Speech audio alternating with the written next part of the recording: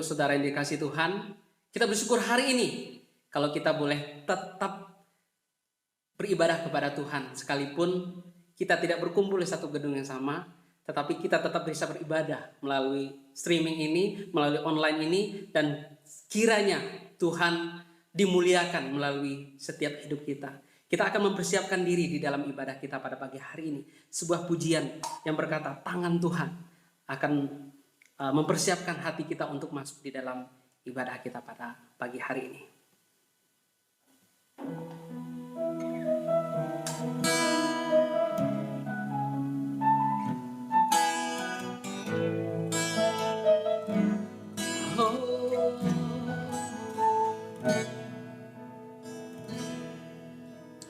Apa yang kau alami kini mungkin tak dapat engkau mengerti. Cobaan yang engkau alami tak melebihi kekuatanmu.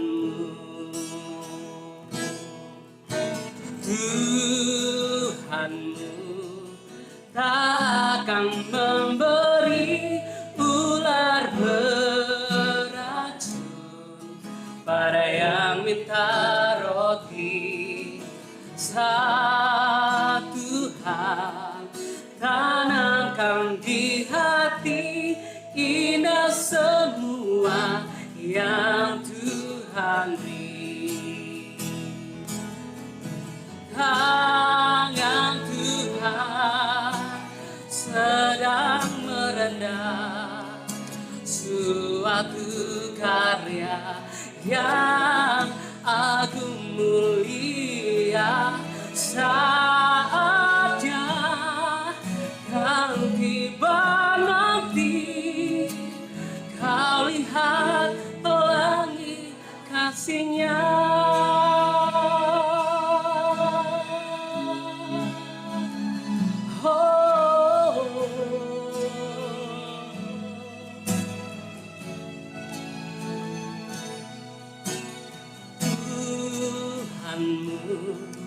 Tak akan memberi ular beracun pada yang minta roti.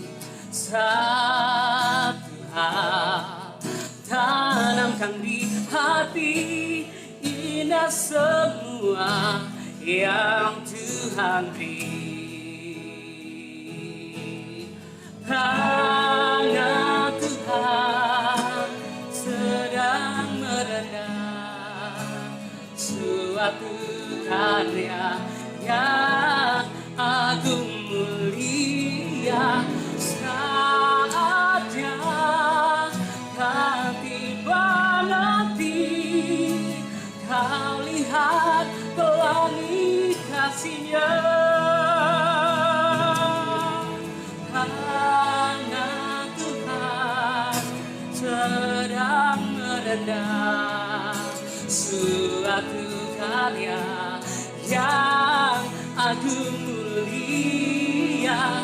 Saatnya kan tiba nanti, kau lihat pelangi kasih-Nya. Kau lihat pelangi kasih-Nya. Kau lihat pelangi kasih-Nya.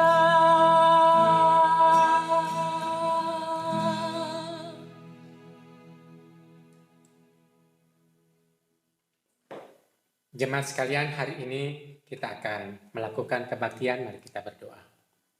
Tuhan di dalam sorga, kami berterima kasih buat waktu ini. Kami ingin memuji Tuhan, kami ingin menyembah Tuhan. Kiranya Tuhan berkenan atas segala pujian dan penyembahan kami. Dan kami ingin mendengarkan firman-Mu. Kiranya Tuhan berkenan melawat, menguatkan, dan mendorong kami sekalian. Terimalah persembahan ini sambil kami mohonkan belas kasihan Tuhan. Ampuni salah dan dosa kami. Jemaat sekalian, mari kita lakukan kebaktian ini dengan keyakinan bahwa pertolongan kepada kita datangnya dari Allah pencipta langit dan bumi yang kasih setianya dari kekal sampai kekal. Turunlah kiranya atas kamu anugerah sejahtera dan cinta kasih dari Tuhan kita, Yesus Kristus. Amin.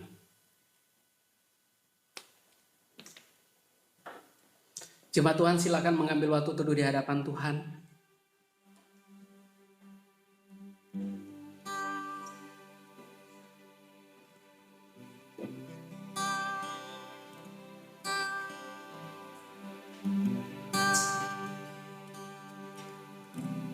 Firman Tuhan dari 1 Raja-Raja pasal yang ke-17 ayat yang ke-4 berbunyi demikian. Engkau dapat minum dari sungai itu, dan burung-burung gagak telah kuperintahkan untuk memberi engkau makan di sana. Sekali lagi, engkau dapat minum dari air sungai itu, dan burung-burung gagak telah kuperintahkan untuk memberi makan engkau di sana. Kita bersyukur kita punya Tuhan yang hebat, Allah yang dahsyat, Allah yang patut kita tinggikan, Allah yang patut kita agungkan. Dia diagungkan tinggi.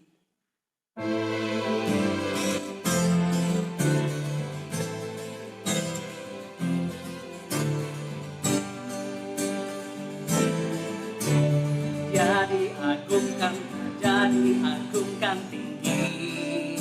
Aku puji Dia, Dia diagungkan selamanya. Aku puji namanya. Yesus Tuhan, Yesus Tuhan, kebenarannya memerintah surga bumi, bersuka cita dalam namanya. Dia diagungkan, Raja diagungkan tinggi.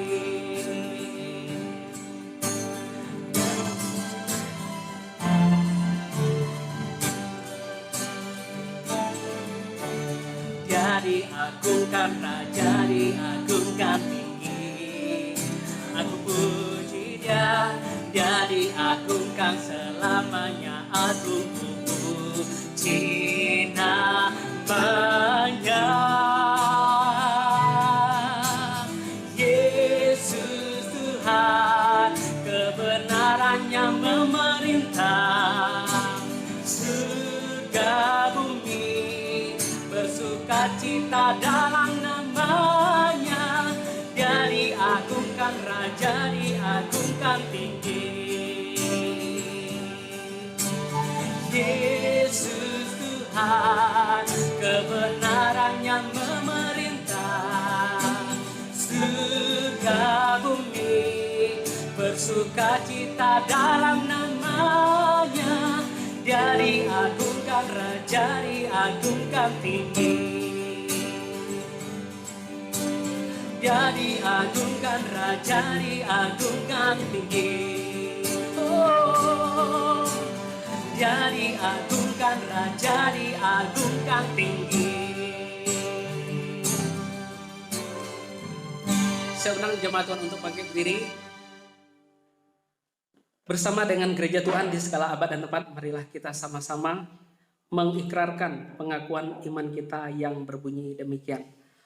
Aku percaya kepada Allah, Bapa yang Maha Kuasa, Khalik langit dan bumi, dan kepada Yesus Kristus, anaknya yang tunggal Tuhan kita, yang dikandung daripada Roh Kudus, lahir dari anak darah Maria, yang menderita sengsara di bawah pemerintahan Pontius Pilatus, disalibkan, mati dan dikuburkan, turun dalam kerajaan maut, pada hari yang ketiga bangkit pula dari antara orang mati. Aku ke surga, duduk di sebelah kanan Allah, Bapa yang Maha Kuasa, dan dari sana Ia akan datang untuk menghakimi orang hidup dan yang mati.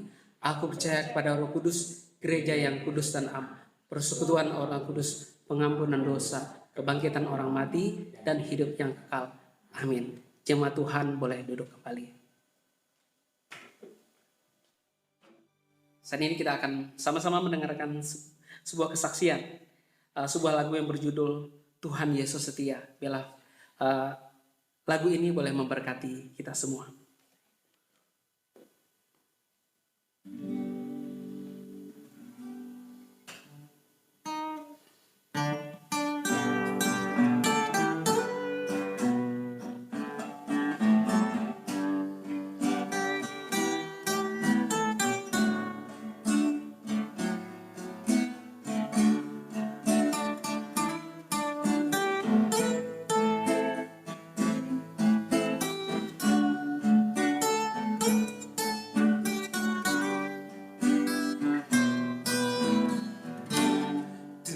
Tuhan Yesus setia.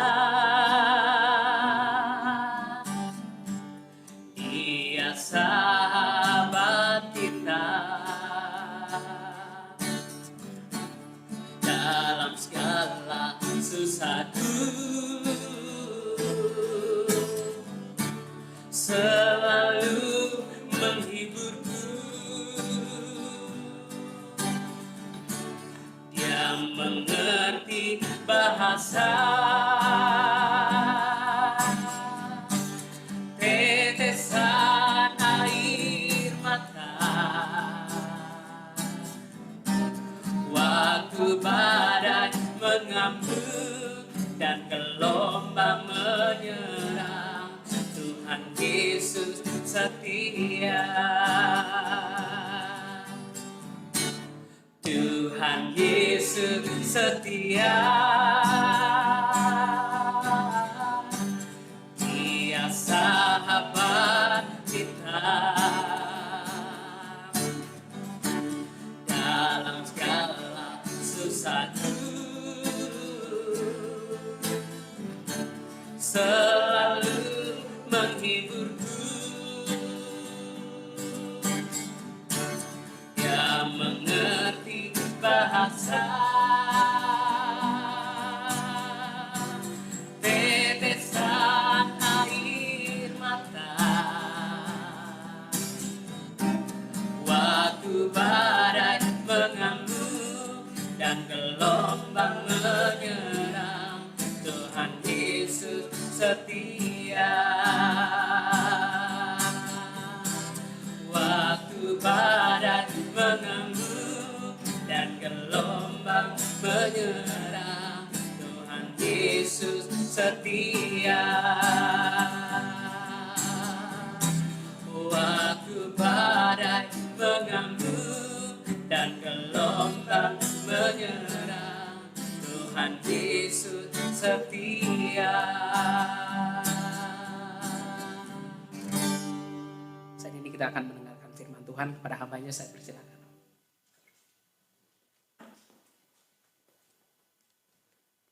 Mari kita berdoa. Bapa di surga, tolong kami untuk waktu di depan ini. Tuhan mengerti badai yang sedang mengamuk di luar. Dan Tuhan mengerti hati kami yang sedang berkecamuk. Tapi kami bersyukur kalau kami memiliki Tuhan yang setia. Ajar kami untuk sungguh menata hati dan menjaga hati. Di tengah-tengah situasi ini kami perlu berhati-hati. Tuhan tolonglah kami, supaya kami disegarkan, kami dikuatkan, kami diingatkan. Dan kami belajar dari Tuhan melalui firman Tuhan ini. Bahwa kami punya Tuhan, aku tidak sendirian. Tolonglah waktu di depan ini, kami sama-sama sungguh-sungguh fokus kepada Engkau. Dalam nama Tuhan Yesus kami berdoa. Amin. Bapak Ibu sekalian, kita akan belajar bagian firman Tuhan hari ini dari Perjanjian Lama 1 Raja-Raja 17 ayat 4 dan ayat yang ke-9. Saya akan membacakan untuk Bapak Ibu sekalian. Engkau dapat minum dari sungai itu dan burung-burung gagak telah kuperintahkan untuk memberi makan engkau di sana. Bersiaplah pergi ke Sarfat yang termasuk wilayah Sidon dan diamlah di sana. Aku telah memerintahkan seorang janda untuk memberi engkau makan. Bapak Ibu sekalian, sewaktu membaca ayat-ayat ini saya sungguh terhibur. Sorry, kenapa ininya nggak jalannya? Bisa diperhatikan? Saya sungguh terhibur waktu membaca ayat 4 dan ayat 9. Dalam 2 ayat ini dan di dalam satu pasal ada 3 kata yang sama. Memberi engkau makan, memberi engkau makan. Saya terhibur ketika membaca ayat ini. Kenapa dalam satu pasal bisa ada kata yang sama? Dan buat saya ini menarik. Allah memberi makan. Allah sampai memperhatikan urusan makan. Kenapa? Karena Allah tahu saudara dan saya butuh makan. Makanan itu menenangkan. Waktu saudara dan saya bayi, kita belum bisa berkomunikasi. Bayi menangis karena banyak hal. Salah satunya karena nggak nyaman dan yang berikutnya karena lapar. Dan sebagai seorang ibu kita peka, kita memberi anak kita makan susu dan menggendong dia. Dalam sekejap bayi itu tenang. Makan itu kebutuhan dasar. Makan itu menyenangkan, makan itu menenangkan, dan makan itu mengenyangkan. Maka ada istilah selesaikan di meja makan. Dan Tuhan benar-benar mempedulikan nabinya Elia. Dia gofutin makanan untuk Elia 1 hari 2 kali, pagi dan petang. Kita baru mengenal GoFood sekarang belakangan ini. Padahal itu sudah ada sejak zaman Elia. Drivernya burung-burung gagak, canggih. Nggak pakai nanya, ini alamatnya sesuai aplikasi ya. Sudah nanya pun masih salah. Kemudian minta tolong share log. Dan nyasar juga. Tapi burung-burung gagak ini nggak pakai nanya sesuai aplikasi, nggak pakai share log, bisa sampai pagi dan petang, luar biasa. Saya sungguh bersyukur bahwa Allah begitu memperhatikan hamba Tuhan yang sedang taat. Buat saya perjalanan hidup Elia ini unik. Dia muncul tiba-tiba. Dalam pasal-pasal sebelumnya itu dijelaskan, kalau Bapak Ibu membaca kitab Raja-Raja, pasal-pasal sebelumnya itu adalah tentang raja. Dan pasal 17 muncul Nabi Elia. Muncul di tengah-tengah raja. Munculnya sebentar. Dia muncul hanya untuk menyampaikan teguran kepada Raja Ahab yang jahat itu. Setelah sampaikan teguran bahwa akan ada kekeringan dalam tahun-tahun di depan, lalu Tuhan bilang, sekarang kamu sembunyi. Apakah Elia komplain? Ya Tuhan, baru muncul, baru mulai pelayanan, baru saya muncul ke permukaan, kok sudah ditarik ke pedalaman. Sudah sekian lama, raja-raja, kemudian muncul seorang nabi, munculnya sebentar. Setelah muncul, Elia masuk, sekarang ke pedalaman, sekarang kamu ke tepian sungai Kerit. Apakah Elia komplain? Tidak, dia nurut tinggal di tepi sungai Kerit sekian lama dan kemudian sungainya kering. Setelah sungai Kerit itu kering, Tuhan suruh Elia, sekarang kamu pergi ke Sarfat. Sekali lagi, apakah Elia komplain? Kenapa sih Tuhan? Engkau yang suruh saya ke sini dan sekarang sungainya kering. Dan kenapa juga harus ke Sarfat? Tapi Elia taat. Disuruh ke sana taat, disuruh ke sini taat. Walaupun taat bukan berarti tidak alami kekeringan. Banyak orang bilang taat itu berkat, tapi di sisi lain taat itu berat. Elia disuruh taat, tapi dia tidak terluput dari pergumulan berat. Di tepi sungai Kerit, dia sendirian. Dari tepi sungai Kerit ke Sarfat itu jaraknya bukan dekat loh, 125 sampai 150 km.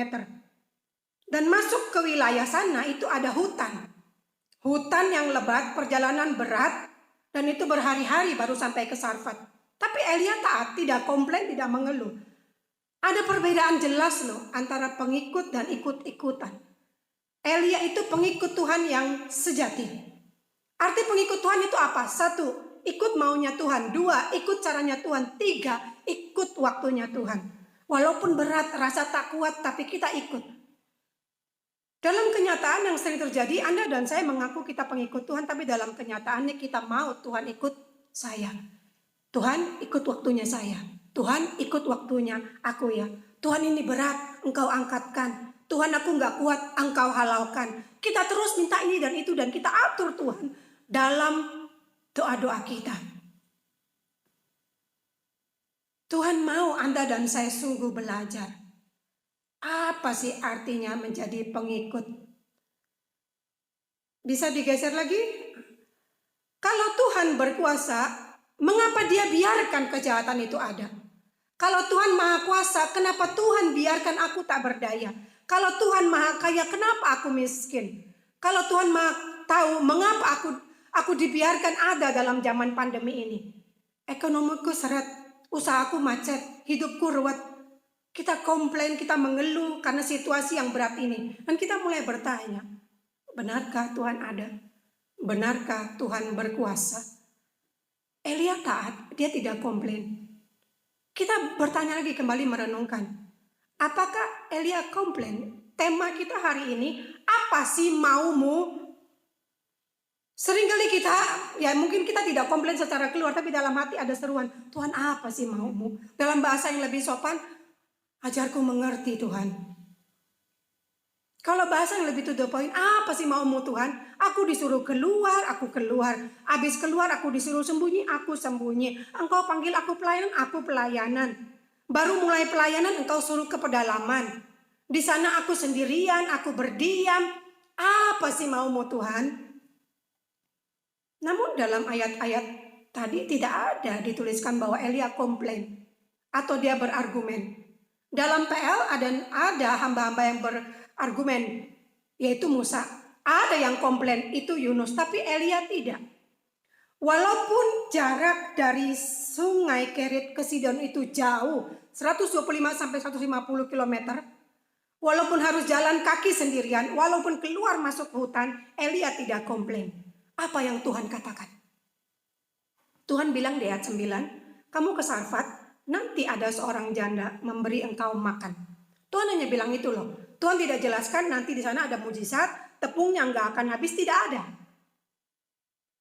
Hanya dibilang kamu ke Sarfat, nanti aku memerintahkan janda memberi engkau makan. Elia jalankan tanpa banyak pertanyaan. Elia ikut perintah Tuhan karena dia tahu Tuhan memelihara. Apa saudara dan saya tahu? Apa belum tahu? Atau kita nggak mau tahu? Kalau saya jadi Elia, maka akan banyak bertanya kepada Tuhan. Ya, untuk apa sih Tuhan? Jauh-jauh ke Sarfat, kan di sini aja di sungai ini kau bisa utus burung-burung gagak memberi saya makan. Kenapa harus ke Sarfat? Atau yang kedua saya akan berpikir, oke, pokoknya saya nurut di tepi sungai Kerit aja yang jauh, yang sepi, yang terpencil aja, Tuhan bisa gofoodin saya makanan kok. Apalagi nanti ke Sarfat, Tuhan bilang nanti ada janda yang memberi saya makan. Janda tidak disebutkan siapa namanya, hanya disebutkan statusnya. Janda akan memberi engkau makan. Pasti lebih enak deh. Dan akhirnya Elia ketemu dengan ibu itu. Taunya janda miskin. Janda yang sudah di ujung hidupnya. Elia minta minum dan ibu itu ambilkan. Sementara ibu itu mengambil minum, Elia nambah lagi orderan. Bu, bikinkan juga roti. Kenapa Elia ini baru ketemu? Kok agak nggak sopan ya? Minta minum, minum belum diambil, dia minta roti. Karena kan dia ingat Tuhan bilang, aku memerintahkan nanti seorang janda memberi engkau makan. Tapi masalahnya ibu itu kan nggak tahu. Ini siapa? Datang minta air, air belum dikasih, minta roti, lah tepungku aja sudah tinggal segenggam. Mari kita lihat jawaban ibu itu di ayat 12. Dia jawab begini, saya baca dengan ekspresi saya ya, kalau saya jadi ibu itu.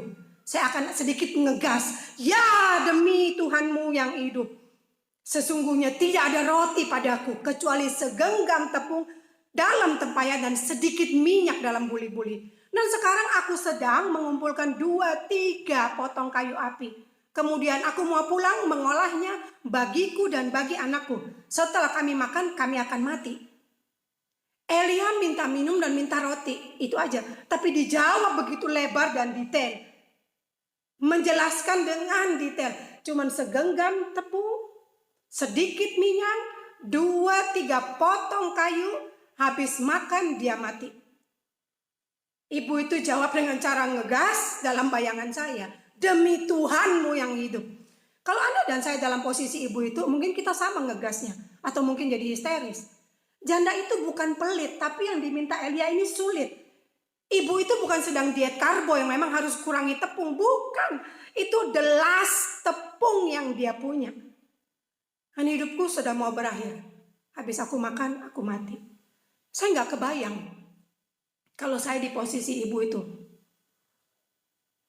Dan ada orang datang meminta yang cuma itu saya punya. Belakangan ini di supermarket di Bandung, di sekitar tempat rumah kami, tepung seringkali kosong, mentega kosong, kereta dorong di supermarket kosong, karena banyak yang memborong. Ada beberapa kali saya pulang dengan tangan kosong. Saya susah. Karena saya lagi belajar buat roti. Susah saya nggak dapat tepung. Tapi di rumah saya masih ada beras, masih ada bahan makanan lain. Tapi saya bisa susah loh, karena saya nggak dapat tepung. Kebayang nggak ibu ini yang nggak ada beras, nggak ada apa-apa lagi, cuman tinggal tepung segenggam. Saya tidak bisa membayangkan karena saya pernah susah. Tapi saya tidak pernah sampai titik seperti ibu itu yang hanya punya segenggam tepung. Untuk persiapan khotbah ini saya khusus timbang tepung segenggam itu berapa. Saudara nanti bisa lihat berapa. Dan saya timbang tepung dalam genggaman seorang ibu wanita Sidon kurang lebih 30-40 gram. Saya olah tepung itu. Kan dikatakan hanya tepung dan minyak. Itu susah loh mengolah tepung dan minyak. Susah sekali, tanpa susu, tanpa ragi itu susah. Saya tambahkan sedikit ragi dan hasilnya tidak lebih dari genggaman tangan saya. Hasil dari roti itu saya buat ada 2. Yang pertama saya kasih ragi sedikit, nanti bisa dilihat. Yang kedua saya buat lagi, ini tanpa ragi. Hasilnya cuma segini. Saya beri foto dan saya tunjukkan ke teman saya. Kamu mau tahu roti janda itu sebesar apa? Dan saya unjuk, dia bilang, bagi dong, buat aku makan aja nggak kenyang kok dibagi ke kamu. Dan ibu itu bilang segenggam ini diolah jadi roti dan dia harus bagi dengan anaknya. Jelas nggak cukup. Makan pagi jangankan sampai malam, siang saja sudah lapar. Maka benar yang dia bilang, habis ku olah, aku makan, bagi dengan anakku, habis itu aku mati. Bukan karena dia taruh racun di tepungnya, tapi karena itu the last tepung yang dia punya. Dan itulah yang Elia minta. Buat dulu, buat saya. Ini gila, bikin emosi. Bapak, ini tepung terakhirku. Kok Elia nggak komplain ya ke Tuhan? Ya Tuhan, ngomong ke janda-janda miskin yang hidupnya aja udah susah. Dia makan buat dia dan anaknya susah. Kok Elia nggak komplain ya? Karena Elia tahu Tuhan tidak pernah salah. Tuhan ajarkan berbagi. Memberi itu bukan haknya orang kaya. Untuk memberi tidak perlu tunggu kaya. Segenggam tepung di tangan orang kaya itu kecil. Mau segenggam, 2 genggam, 3 genggam, sekarung berkarung-karung aku punya. Tapi masalahnya itu cuman segenggam di tangan seorang ibu yang itulah harta terakhirnya. Yang Tuhan mau ajarkan apa? Ibu itu punya hati yang murah hati dan lemah lembut. Dia mau berbagi. Tuhan ajarkan saudara dan saya mengerti dengan jelas bahwa ikut Tuhan bukan hanya ada berkat tapi juga berat. Dan ini yang sekali-kali orang tanya. Ini yang mau Tuhan ajarkan bahwa dia bukan Allah yang jahat. Ada sebuah buku yang berjudul If God, Why Evil? Karya Norman Geisler ya. Isinya tentang pertanyaan umum lah yang Bapak Ibu sering tanya. Kalau Tuhan sungguh ada, kenapa dia membiarkan kejahatan, penderitaan ada dalam dunia ini? Pertanyaan itu pernah muncul dalam benak Bapak Ibu saudara dan saya? Saya pernah. Karena begitu banyak kejahatan, ketidakadilan, penderitaan, pengkhianatan yang saudara dan saya alami kan. Tuhan ini kok kejam ya. Ibu janda loh, miskin loh. Kan di Sarfat ada banyak orang kaya. Ada juga janda kaya.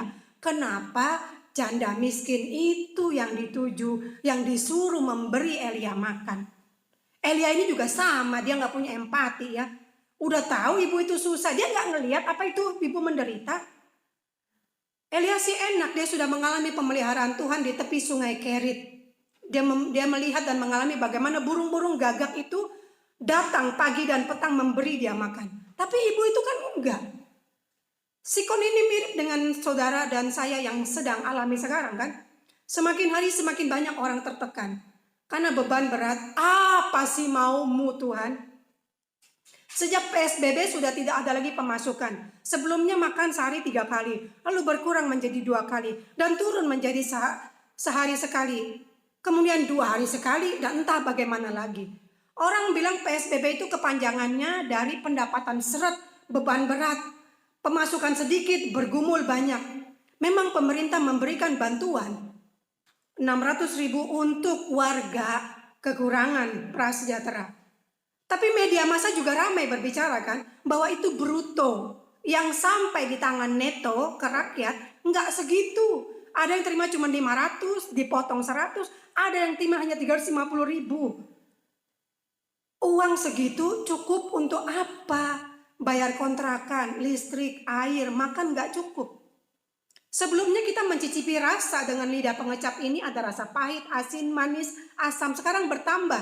Ada rasa lapar, rasa cemas, rasa takut. Apakah saya dirumahkan selamanya? Apakah saya di PHK? Rasa takut itu, rasa cemas itu ada. Hidupku susah dan terus saja datang masalah. Pergumulan bukan datang dan pergi. Pergumulan datang dan tidak mau pergi. Tuhan, aku lelah. Tuhan, Engkau di mana? Penderitaan yang berat bisa membuat orang yang selama ini kuat jadi rapuh. Tapi ayat 13 dikatakan, Elia berkata, janganlah takut, pulanglah. Buatlah seperti yang kau katakan, tapi buatlah dahulu bagiku sepotong roti bundar kecil daripadanya, dan bawalah kepadaku, kemudian barulah buat bagimu dan bagi anak. Kenapa Elia bilang jangan takut? Karena Elia tahu janda itu takut. Ini artinya Elia peka. Ini artinya Elia punya empati. Dia mengerti loh ibu itu takut. Elia taat kepada Tuhan, tapi Elia juga alami kekeringan. Elia taat bukan berarti semua orang akan suka padanya. Ahab tidak suka. Elia taat tapi dia mengalami sendirian di tepi sungai Kerit. Elia nggak punya teman tapi Elia punya Tuhan. Itu lebih dari cukup. Ada banyak orang punya teman tapi kesepian. Ada banyak orang punya harta, orang kaya, super duper kaya, tapi masih rasa kekurangan. Kemarin saya baca ada kasur khusus untuk orang super duper kaya. Buatan Swedia, namanya Grand Vividus. Harganya 5,8 M. Entah isinya apa. Ranjang mahal bisa dibeli. Tapi apakah yakin orang itu bisa tidur? Kita tahu banyak orang kaya itu konsumsi obat tidur. Ranjang mahal bisa dibeli. Tapi rasa cukup nggak bisa dibeli. Karena nggak ada yang jual. Nggak percaya. Nanti ya kalau pandemi ini selesai. Kalian pergi. Bapak ibu pergi ke toko roti. Ke toko es krim. Lalu waktu ditanya. Mau beli apa pak? Es krim rasa apa? Mocha, mochaccino, coklat, strawberry. Terus kita jawab, mau beli yang rasa cukup. Pelayannya mungkin akan mikir, orang ini kelamaan lockdown. Nggak ada rasa cukup. Rasa cukup itu nggak dijual. Rasa cukup itu hanya kita dapatkan di dalam Tuhan. Pemazmur bisa bilang, God is my portion. Tuhan itu bagianku. Itu cukup. Tuhan yang menolong Bapak, Ibu, Saudara, dan saya bisa memiliki rasa cukup dan berkata cukup. Ini loh rahasia bahagia. Karena Anda dan saya punya banyak, tapi kalau nggak punya Tuhan akan terus merasa kurang. Kita berbahagia karena punya Tuhan. Karena punya Tuhan, aku tahu, oke, bisa berkata cukup. Tapi kalau nggak punya Tuhan, walaupun berlimpah, tetap rasa kekurangan. Elia tidak punya banyak. Makanan menunya juga sama. Tapi dia punya Tuhan dan dia tahu apa arti cukup. 1 Timotius 6 ayat 8 dikatakan asal ada makanan dan pakaian cukuplah. Tuhan tahu kok Bapak, Ibu, Saudara dan saya butuh makanan. Tuhan pelihara Elia, menunya protein dan karbo, itu cukup. Hidup memang butuh makan. Tetapi ada yang hidup untuk makan. Bukan makan untuk hidup. Nah kalau hidup untuk makan ini jadi nggak cukup. Karena jadi melebar kemana-mana. Bukan hanya makanan saja yang kita butuhkan. Kita perlu asinan, manisan, jajanan, cemilan, kudapan, gorengan. Macam-macam. Belum lagi Anda dan saya yang bosenan. Kalau saudara dan saya di posisi Elia. Dengan orang yang bosenan. Dan tidak pernah punya rasa cukup. Maka jelas tidak cukup. Ya ampun kok gini aja sih Tuhan menunya. Pagi sore daging roti, dagingnya tawar. Coba diolah jadi rendang ke Tuhan. Besok bawa ya jadi burger, dendeng kan enak Tuhan. Ini roti doang, daging doang. Mana tawar, bosan Tuhan. Itu kalau orang yang gak punya rasa cukup. Yang tadinya cukup jadi gak cukup. Bukan karena Allah tidak mencukupkan. Tapi Anda dan saya yang tidak pernah bisa berkata cukup. Apa sih arti kecukupan? Ingat ya, bukan Tuhan tidak mencukupkan. Tetapi kita yang belum belajar berkata cukup. Pengertian cukup kita dengan cukupnya Tuhan jadi beda. Elia dipelihara Tuhan dengan kecukupan. Elia mampu berjalan berhari-hari dari Kerit, tepi sungai Kerit sampai ke Sarfat. Menunya walaupun cuma karbo dan protein, tapi itu cukup. Makanya Elia bisa bilang ke ibu janda, jangan takut. Pulanglah, buatlah. Kenapa? Karena Elia sudah alami dan Elia mau janda itu juga alami bahwa Tuhan mampu mencukupkan. Tuhan mampu memelihara. Waktu Elia ketemu dengan ibu janda itu hari terakhir loh. Dia punya segenggam tepung di tangan. Apakah kebetulan? Jelas bukan. Tuhan tahu saat itulah hari terakhirnya. Dan Tuhan tahu ibu itu sedang kritis. Tepungnya sudah menipis, minyaknya mau habis, dan hatinya menangis. Tuhan mau memelihara janda miskin itu lewat Nabi Elia. Tuhan tidak kejam. Tuhan tahu kok. Ada ibu yang hatinya sedang remuk redap. Tuhan peduli Elia. Tuhan peduli janda itu. Tuhan yang sama juga peduli dengan saudara dan saya. Allah tahu kok kekuatan kita hampir habis. Allah tahu sekarang kita sudah sering menangis. Tuhan mengerti masalah demi masalah membuat kita lelah. Tuhan tahu hati kita sudah terbelah-belah. Tuhan, aku lemah. Ada banyak kali kita tidak mengerti cara Tuhan. Kalau kita enggak mengerti, mari kita belajar. Ikuti, taati. Walaupun aku enggak mengerti, tapi karena Tuhan yang perintahkan aku mau taat. Itu arti pengikut Tuhan, belajar ikut caranya Tuhan. Tapi ada banyak orang bilang pengikut Tuhan, kita asumsi, kita berargumentasi. Ini yang membuat anak dan saya menjadi bingung dan membuat kita lelah. Tema kita apa sih maumu? Mu-nya itu kecil ya. Artinya apa sih maumu? Pernah berpikir kalau Tuhan yang bertanya, apa sih maumu? Maumu apa? Esther, apa sih maumu? Bilang ikut Tuhan, tapi nggak mau ikut cara Tuhan. Bilang kita percaya Tuhan, tapi terus saja hidup sesuai keinginan. Bilang Tuhan mau maha pengampun, tapi kita tidak memberi pengampunan. Apa sih maumu? Kita ini seperti orang yang sedang belajar setir mobil. Kita daftar ke tempat les setir mobil, kemudian diajari, ada pengajar di sebelah kiri kita. Diajarin injak kopling pelan-pelan, lalu lepas pelan-pelan, masuk gigi 1 ya. Lalu kita bilang, Pak kenapa gigi 1? Kenapa enggak langsung ketiga biar cepat? Lah kan kamu lagi belajar. Iya Pak, tapi kenapa 1? Harusnya ya 2 ke atau 3 ke. Ini orang mau belajar tapi ngeyel, ngotot, ngeselin kan. Bilang mau belajar nyetir tapi diajarin ngototan dia. Kok lebih sok tahu dia? Anda dan saya suka begitu ke Tuhan. Tuhan kenapa sih harus diam ketika disakiti? Kenapa sih harus sabar? Aku bisa hajar Tuhan. Lah kan kamu lagi belajar mengikut Tuhan. Ikut caranya Tuhan. Ada progres kalau kita ikut proses. Tapi kita maunya progres tanpa diproses. Ini yang sering terjadi. Kita berdoa minta Tuhan ini dan itu. Tuhan aku minta ini, aku minta itu.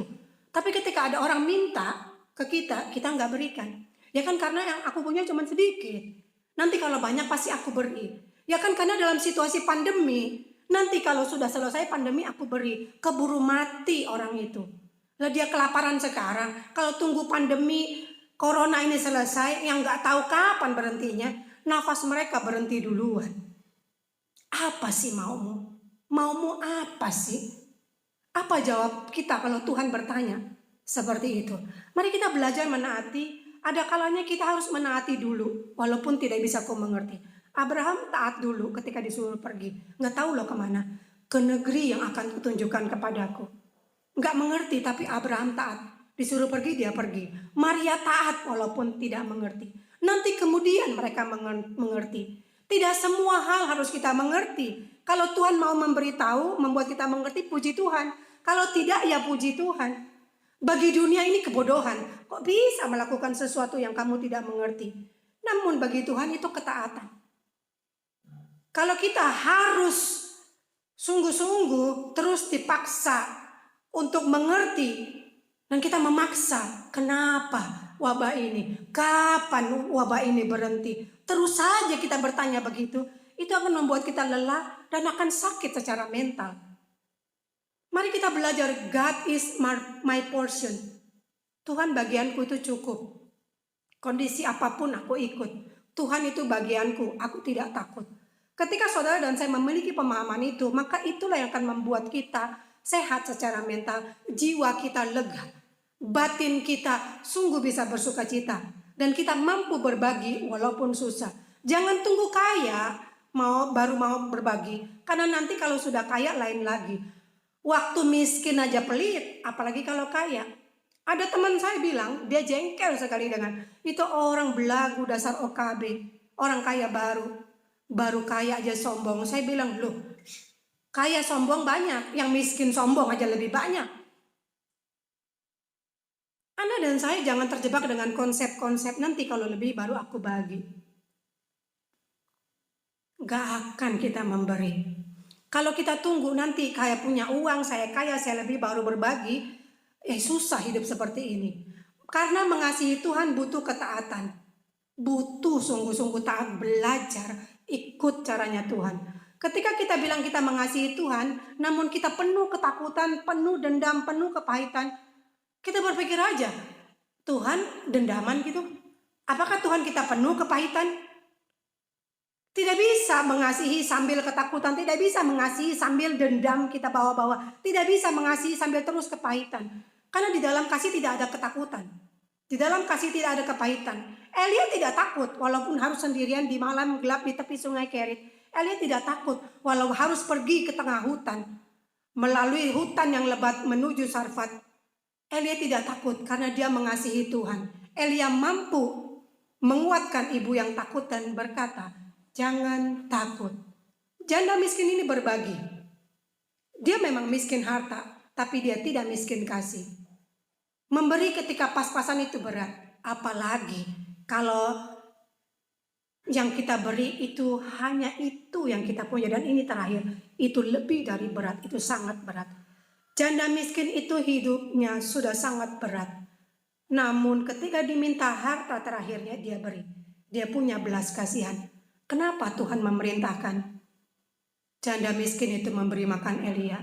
Memerintahkan dalam bahasa aslinya adalah menggerakkan. Janda itu digerakkan dan dia tergerak. Bukan hanya sekedar tergerak lalu tidak bergerak.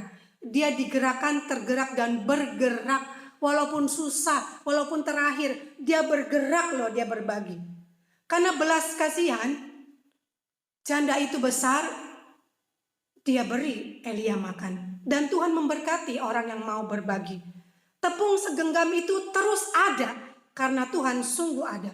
Tuhan Yesus murah hati. Allah kita penuh belas kasihan. Kita sebagai pengikutnya, apakah murah hati? Kalau kita berbagi ketika kita punya lebih, semua orang bisa. Tapi di saat pandemi ini, ketika susah-susahnya, apakah Anda dan saya masih mau berbagi yang saya punya hanya sedikit itu? Kalau punya, berarti Anda punya murah hati. Berarti Anda punya belas kasihan. Apa sih maumu? Biar itu menjadi satu pertanyaan yang kita tanyakan kepada diri kita sendiri. Kalau saudara dan saya pengikut Tuhan, apakah ada karakter Tuhan yang murah hati, yang berbelas kasihan itu? Mari kita berdoa. Bapa di surga, kondisi ini sulit. Tapi kami bersyukur dalam Alkitab, ada seorang ibu yang kondisinya jauh lebih sulit dari kami. Tapi kesulitan yang dia alami tidak membuat hatinya menjadi pelit. Dia tetap mau berbagi. Walaupun itu harta terakhirnya.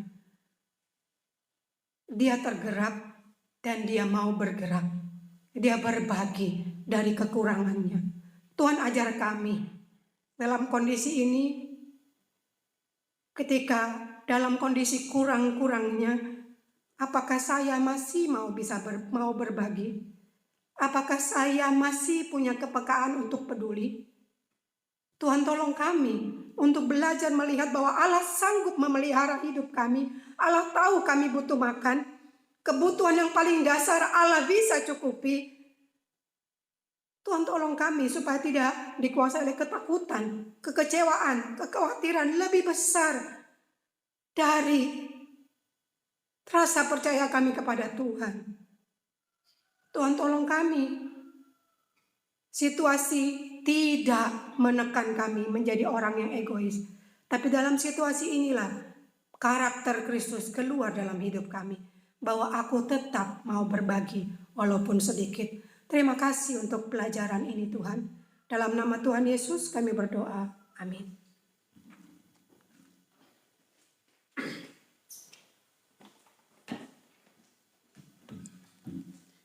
Terima kasih untuk hambanya yang sudah memberkati kita dengan kebenaran firman Tuhan. Biarlah firman Tuhan ini sungguh-sungguh memberkati dan menguatkan kita semua.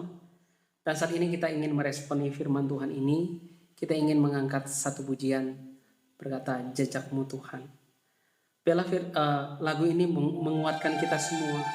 Kadang memang kita tidak mengerti apa yang Tuhan rencanakan dalam hidup kita. Tapi semua yang Tuhan rencanakan pasti yang terbaik untuk kita semua. Kita juga akan memberikan persembahan dan setiap kita mempersiapkan hati kita.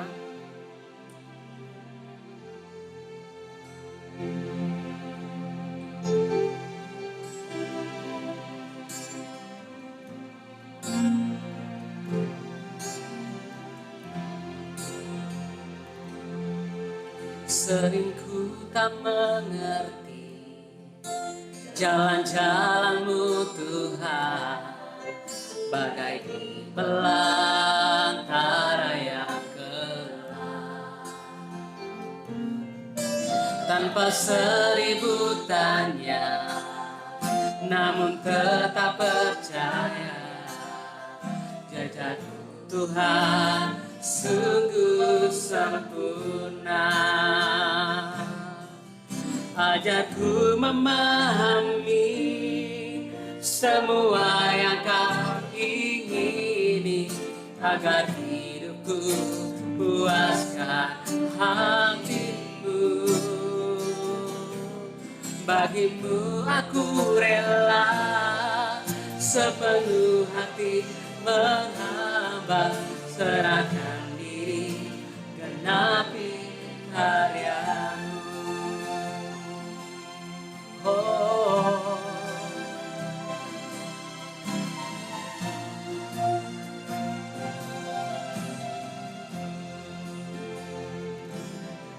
sering ku tak mengerti jalan-jalan-Mu Tuhan, bagai di belantara yang gelap. Tanpa seribu tanya, namun tetap percaya, jejak Tuhan sungguh sempurna.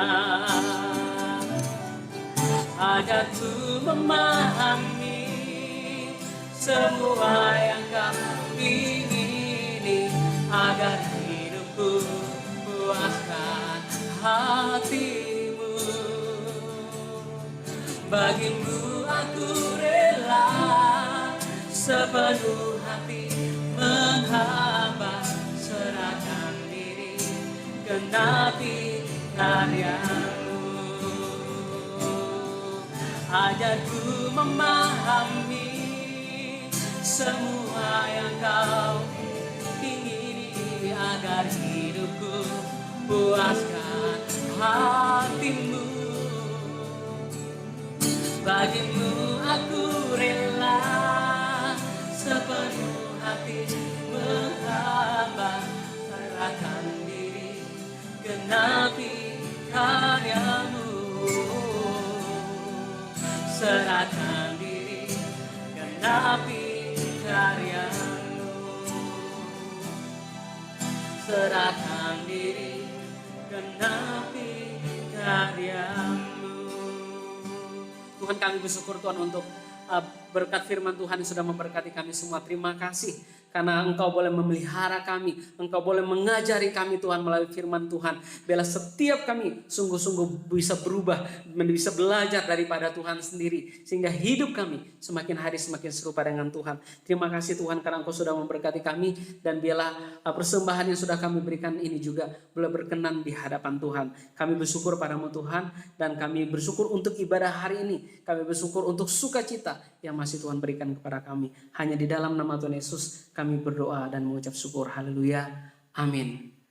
Saudara, kita akan mengakhiri ibadah kita pada pagi hari ini. Saya mengundang jemaat Tuhan untuk bangkit berdiri. Kita ingin sama-sama meninggikan Tuhan. Tuhan kita adalah satu-satunya Tuhan yang benar. Tidak ada Allah seperti Dia. Mari kita tinggikan Tuhan kita.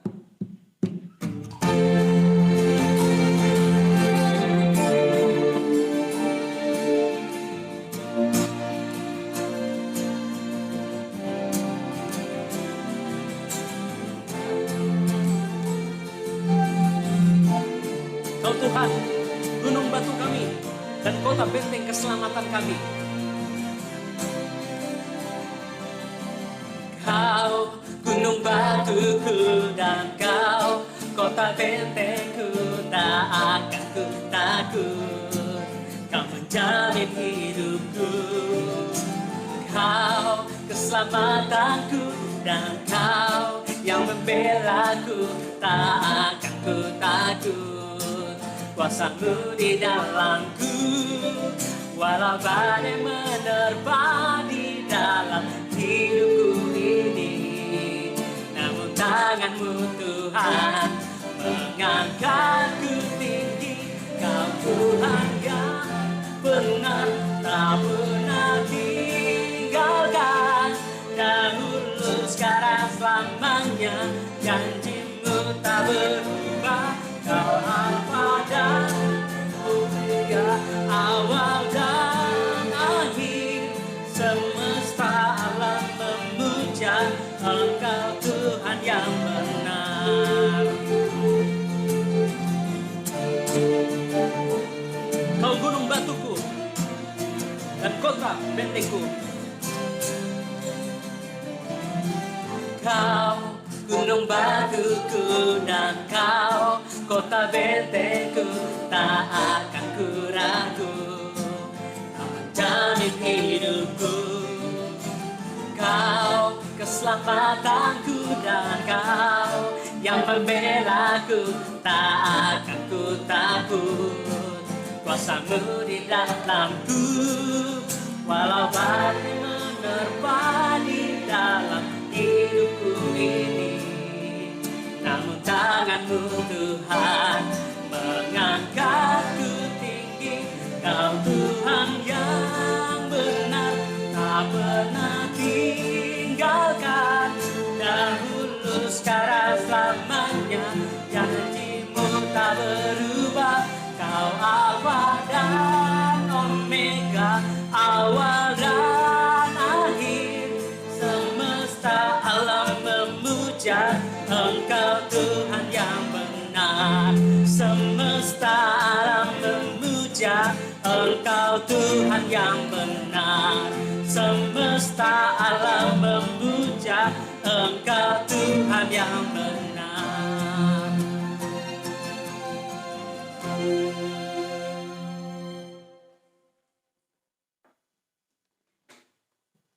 Jemaat sekalian, kita akan akhiri kebaktian ini. Mari kita berdoa.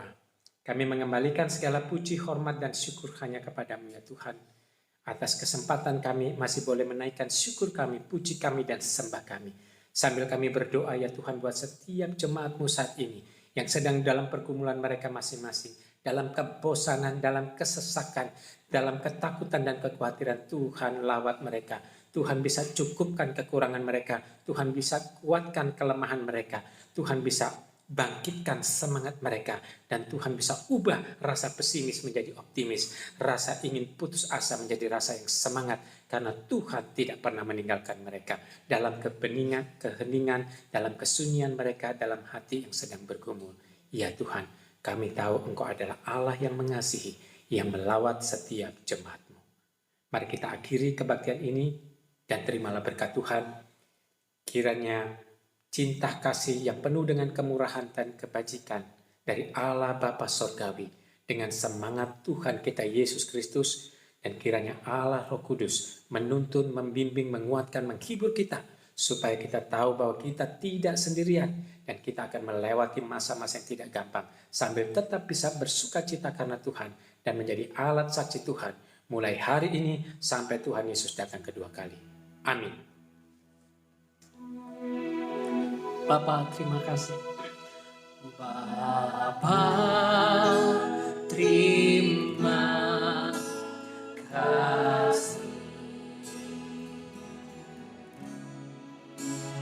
Bapa, terima kasih. Bapa di dalam surga, puji terima kasih. Amin.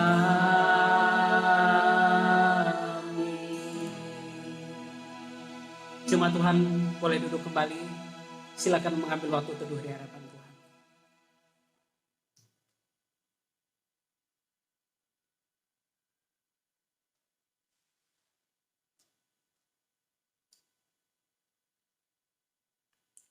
Amin. Kami mengucapkan terima kasih dan selamat hari Minggu kepada kita semua. Dan jangan lupa minggu depan kita tetap ada ibadah secara online di jam yang sama. Tuhan Yesus memberkati.